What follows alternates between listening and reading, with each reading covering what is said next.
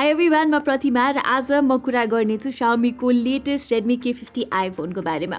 हाम्रो कमेन्ट सेक्सनमा चाहिँ यति धेरै जनाले यो फोनको भिडियो बनाउनु भनेर भन्नु भएको छ। So we thought why not, after all हामीसँग त यो फोन रिभ्यूको लागि आइसकेको थियो धेरै नै अगाडि हाम्रो अफिसमा।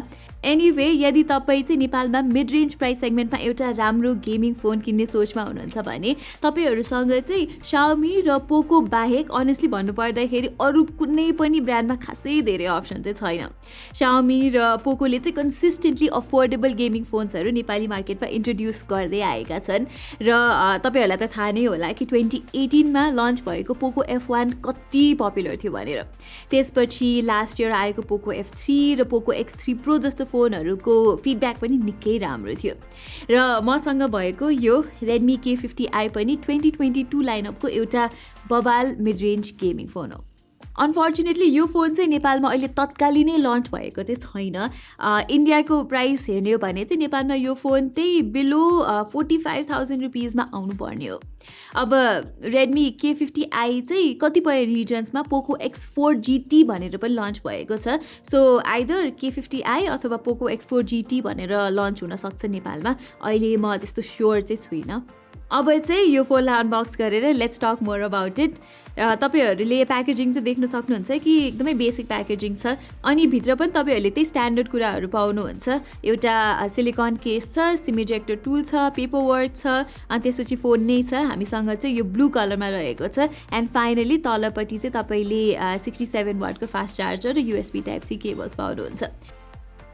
सो अब यो फोनको डिजाइन चाहिँ हेर्दाखेरि आई ह्याभ टु से कि निकै जेनेरिक नै छ। यो सबै चाहिँ प्लास्टिक बिल्ड हो तर हातमा त्यस्तो नराम्रो चाहिँ फिल हुँदैन, त्यस्तो प्लास्टिकी नै चाहिँ फिल हुँदैन। अलिकति हेफ्ट चाहिँ छ यो फोनमा विच इज प्रोबेबली बिकज यसमा चाहिँ 5000 मिलिएम्प आवरको ब्याट्री छ। तर त्यो बाहेक डिजाइनमा त्यस्तो खासै धेरै कुरा गर्नुपर्ने कुरा चाहिँ म देख्दिनँ एक्सेप्ट फर द फ्याक्ट कि रेडमीले चाहिँ यहाँ हेडफोन ज्याक पनि दिएको छ है।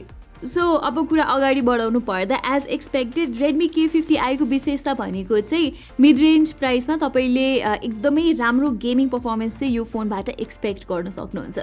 यो फोनमा चाहिँ Dimensity 8100 चिपसेट राखिदिएको छ Xiaomi ले र अब तपाईहरु अहिले नेपाली मार्केटमा हेर्नुहुन्छ भने चाहिँ Dimensity 8100 Realme GT Neo 3 मा मात्र छ जसलाई चाहिँ 78,000 रुपीस पर्छ। सो मिड रेन्ज प्राइसमा यस्तो पावरफुल प्रोसेसर राख्नु चाहिँ is a very impressive thing। र प्रोसेसर मात्र नभएर यहाँ चाहिँ Xiaomi ले DDR5 RAM र UFS 3.1 स्टोरेज पनि दिएको छ जसले गर्दा परफर्मेन्स अझै इन्हान्स हुन्छ, अझै फास्ट बनाइदिन्छ त्यसले। जस्तै अब मैले यो फोनमा गेन्शिन इम्प्याक्टदेखि लिएर PUBG मोबाइल जस्तो गेमहरु चाहिँ खेलेको छु र रिजल्ट्सहरु चाहिँ तपाईले यो स्क्रिनमा भएको ग्राफबाट देख्न सक्नुहुन्छ कि निकै रिस्पेक्टेबल छ र फ्युचरमा आउने गेम्सहरु पनि यो फोनले मज्जाले धान्न सक्छ भन्ने कुरामा चाहिँ मलाई निकै कन्फिडेन्स छ। अनि डेभलपर्सहरुले गर्ने गेम अपडेट्सहरुबाट यो फोनको गेमिङ परफर्मेन्स चाहिँ फ्युचरमा पनि अझै अप्टिमाइज हुनेछ। र अब गेमिङ चाहिँ आज भोलिको टाइममा it's one of the major sources for entertainment for many people. So game खेल्न चाहिँ यदि तपाईहरु धेरै पैसा खर्च गर्न सक्नुहुन्न भने मिड रेन्ज प्राइसमा Redmi K50i can be a very good option. अहिले तत्कालै नेपालमा मिड रेन्ज फोनमा आउने प्रोसेसरहरु भनेको चाहिँ Samsungको Exynos 1280 और Dimensity 900 920 पाउनुहुन्छ। There is Snapdragon 695। त्यो भन्दा त Dimensity 8100 को परफर्मेन्स इज फार बेटर। साथै Redmi K50i मा फास्ट 144 हर्ट्ज को डिस्प्ले पनि छ। सो गेम खेल्न होस् वा नर्मल UI स्क्रोल गर्दा तपाईले यो फोनमा एकदमै स्मुथ एक्सपिरियन्स पाउन सक्नुहुन्छ। अब यो डिस्प्ले AMOLED चाहिँ होइन तर यसको LCD प्यानलको क्वालिटी राम्रै नै छ। यहाँ चाहिँ Xiaomi ले लिक्विड FFS भनेको अब fringe field switching technology include गरेको छ जसले चाहिँ इमेज क्वालिटीलाई इन्हान्स गर्न र वाइडर भ्युइङ एंगल्स दिन मद्दत गर्छ र यो डिस्प्लेको कलर रिप्रोडक्सन पनि एज आई सेड निकै राम्रो छ।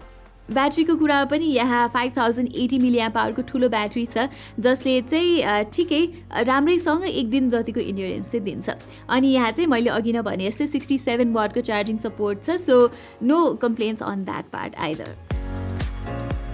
क्यामेरा पनि यहाँ त्यस्तो नराम्रो चाहिँ छैन कि जेनरली मान्छेहरूको चाहिँ अब पोको F3 र पोको X3 Pro जस्तो फोनहरूमा कम्प्लेन्ट भनेको चाहिँ क्यामेरा एस्पेक्टमा थियो तर यो फोनको क्यामेरा चाहिँ सरप्राइजिङली राम्रै छ अलिकति इमेजेसहरू कन्ट्रास्टी चाहिँ छ तर they are not bad at all राम्रो लाइटिङ भएको कन्डिसनमा it can capture some really good photos रातिको समयमा चाहिँ अलिकति ग्रेनी र डिटेल्स ल्याक भएको नोटिस हुन्छ तर besides that as I said not bad at all so I really hope कि यो फोन चाहिँ नेपालमा चाँडै नै लन्च हुन्छ होला मैले चाहिँ यो भिडियोको सुरुमा नै भने जस्तै पहिलादेखि नै Xiaomiले नेपालमा पर्फर्मेन्स सेन्ट्रिक फोन्सहरू चाहिँ लन्च गर्दै नै आएको छ सो मलाई निकै सरप्राइजिङ लागेको छ कि Xiaomiले चाहिँ यो फोन अहिलेसम्म पनि नेपालमा लन्च गरेको छैन भनेर इभन Poco X4 जुन चाहिँ एकदमै राम्रो डिभाइस हो त्यो पनि लन्च गरेको छैन Xiaomiले हामीले चाहिँ हाम्रो इङ्ग्लिस च्यानलमा यो दुईटै फोनको रिभ्यूहरू गरिसक्यौँ सो यस यो दुवै फोन चाहिँ नेपालमा लन्च हुनुपर्छ जस्तो लाग्छ मलाई